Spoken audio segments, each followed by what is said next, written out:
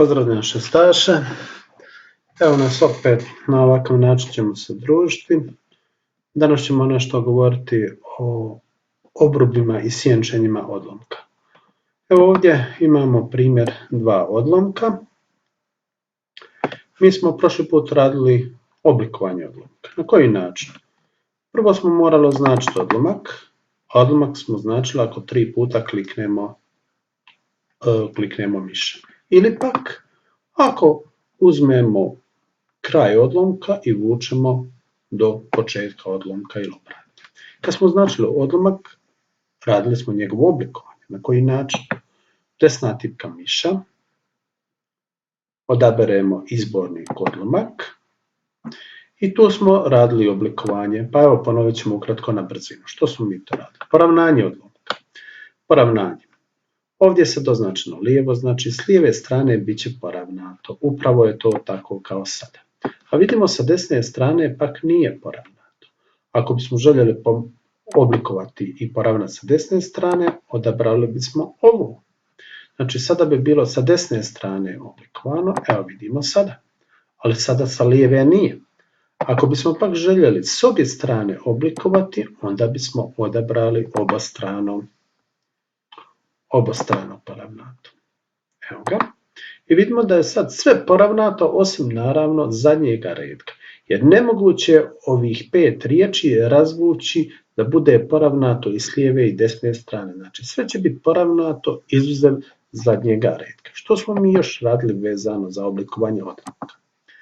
Radili smo uvlake. Znači koliko ćemo neki odlomak uvući sa lijeve ili desne strane. Evo vidimo. Vidimo da naš tekst ovoga odlomka počinje sa krajnje lijeve pozicije. Ako bismo mi ovu krajnju lijevu poziciju gurnuli malo unutar, recimo 2 cm i pogledajmo sada. Evo vidimo, sada je cijeli odlomak gurnut unutar sa lijeve strane. To su znači uvlake, ali imamo jednu posebnu uvlaku. Uvlaku prvoga redka. To je onaj slučaj kada vi počinjete pisati novi odlomak, pa vam nastavnica kaže 2 prsta odmaknite jer počinjete novi odlomak. Evo mi ćemo reći prvi redak, odmakni, ovdje nam je ponuđena opcija 1,25 cm, mi ćemo reći 2 cm neka bude dovoljno i vidjet ćemo sad da je prvi redak 2 cm unutra uvučen u odnosu na ostale redke. Ono što smo mi još dalje radili je sljedeće. Da smo podešavali razmak u odnosu na odlomak prije i odlomak poslije. Ovaj odlomak ovdje koji smo označili, ispred njega ne postoji ni jedan odlomak, pa je suvišno uopće podešavati u opciju razmak prije. Ali postoji odlomak poslije. To je ovaj ovdje odlomak dolje koji nije označen i onda ima smisla podesiti rastojanje između trenutnog odlomka i ovog odlomka poslije. Ali mnogo češće opcija koja se koristi je prored. Znači koliko ćemo mi unutar označenog odlomka koristiti prored. Da li će to biti dvostruko kao sada ili će biti jednostruko kao što je sada vidimo. Znači to zavisi do vašega izbora ili 1,5 struko. Evo vidimo kako je sada. To je ono što smo mi radili prošli put. A sad idemo na današnje gradivo gdje ćemo govoriti nešto o obrubima i sjenčenju odlomka. Evo na ovom odlomku ponovili smo što smo mi do sad radili vezano za odlomke, a na ovom drugom odlomku radit ćemo obrube i sjenčenje. Označili smo odlomak. Uvijek vam je prvi korak označiti odlomak. Zašto je to bitno? Pa zato da se zna da ono što budete sljedeće radili, da se odnosi samo na taj označeni odlomak. Evo mi smo označili odlomak. Ako bismo klikli desnom tipkom miša, mi ovdje ne bismo pronašli naredbu za obrube i sjenčenje odlomka. Ako kliknemo odlomak, mi nemamo nigdje tu da nam negdje nešto piše obrubi i sjenčenje. Znači ta naredba je negdje drugdje. Kad smo označili odlomak, pogledajmo naš izbornik polazno. Evo, ovaj izbornik vam je poznat, tu oblikujemo tekst, veličinu, vrstu slova, boju slova i tako dalje. Ovo vam je poznato, to smo upravo sada ponovili. lijevo poravnanje, centar, desno poravnanje obostrano, ali vidimo ovdje jedan izbornik obrubi.